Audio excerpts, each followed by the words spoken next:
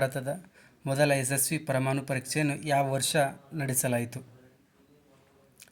1974ರಲ್ಲಿ ಭಾರತದ ಮೊದಲ ಯಶಸ್ವಿ ಪರಮಾಣು ಪರೀಕ್ಷೆಯನ್ನು ನಡೆಸಲಾಯಿತು. ಭಾರತದಲ್ಲಿ ಬಿಡುಗಡೆಯಾದ ಮೊದಲ ಚಲನಚಿತ್ರ ಯಾವುದು? ಶ್ರೀ ಪುಂಡಲೀಕ. ಇದು ಭಾರತದಲ್ಲಿ ಬಿಡುಗಡೆಯಾದ ಮೊದಲ ಚಲನಚಿತ್ರವಾಗಿದೆ. ಅಂತಾರಾಷ್ಟ್ರೀಯ ಫುಟ್ಬಾಲ್ ಪಂದ್ಯಗಳಲ್ಲಿ ಅತಿ ಹೆಚ್ಚು ಗೋಲ್ ಗಳಿಸಿದ ಆಟಗಾರ ಯಾರು? Cristiano Ronaldo. ಇವರು ಅಂತಾರಾಷ್ಟ್ರೀಯ ಫುಟ್ಬಾಲ್ ಪಂದ್ಯಗಳಲ್ಲಿ ಅತಿ ಹೆಚ್ಚು ಗೋಲ್ ಗಳಿಸಿದ ಆಟಗಾರರಾಗಿದ್ದಾರೆ.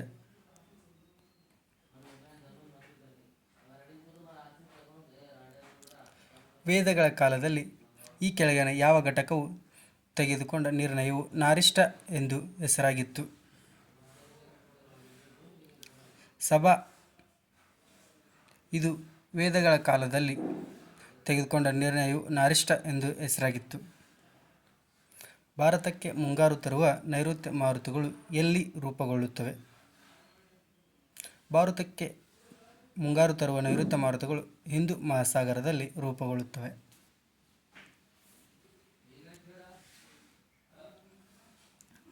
ಪ್ಲಾಟಿನಂ, ಚಿನ್ನ, ಬೆಳ್ಳಿಯನ್ನು ಬಳಸಿ ಆಭರಣಗಳನ್ನು ಮಾಡುವವರು ಈ ಕೆಳಗಿನ ಕಾರಣಗಳಲ್ಲಿ ಯಾವುದು ತಪ್ಪಾಗಿದೆ? ಎಲ್ಲೆಡೆ ದೊರೆಯುತ್ತದೆ. ಇದು ತಪ್ಪಾಗಿದೆ.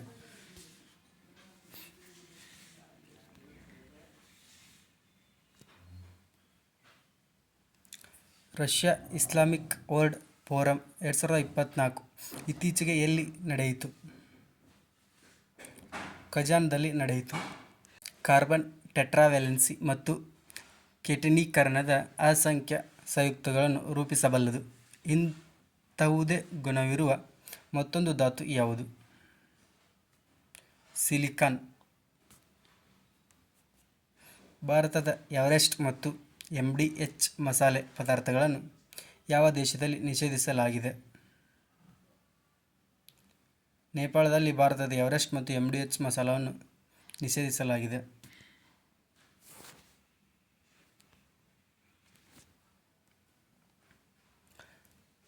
6 ಮೂಲೆಗಳ ಬೆಸಾಲ್ಟಿಕ್ ಲಾವಾ ಉತ್ಪನ್ನ ಕಂಬಗಳು ಭಾರತದ ಯಾವ ದ್ವೀಪದಲ್ಲಿ ಕಂಡುಬರುತ್ತದೆ? ಸೇಂಟ್ ಮೇರಿಸ್ ಐಲ್ಯಾಂಡ್ನಲ್ಲಿ ಕಂಡುಬರುತ್ತದೆ. 2027 ಮಹಿಳಾ ಫಿಫಾ ವಿಶ್ವಕಪ್ ಫುಟ್ಬಾಲ್ ಎಲ್ಲಿ ನಡೆಯುತ್ತದೆ? ಬ್ರೆಜಿಲ್ನಲ್ಲಿ ನಡೆಯುತ್ತದೆ.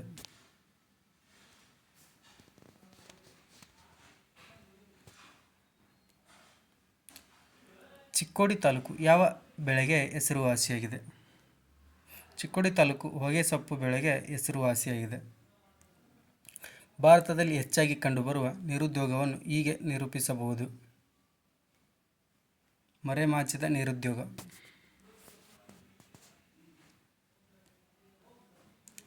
ಕರ್ನಾಟಕದ ಯಾವ ಸ್ಥಳವನ್ನು ಭಾರತದ ದೇಶದ ಕಾಫಿ ಬೆಳೆಯ ಜನ್ಮಸ್ಥಳ ಎಂದು ಕರೆಯುತ್ತಾರೆ?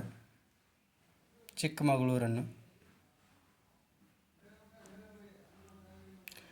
ಈ ಕೆಳಗಿನ ಯಾವುದು ಶ್ರುತಿ ಯಾವ ಒಂದು ಭಾಗವಾಗಿಲ್ಲ? ವೇದಾಂಗ.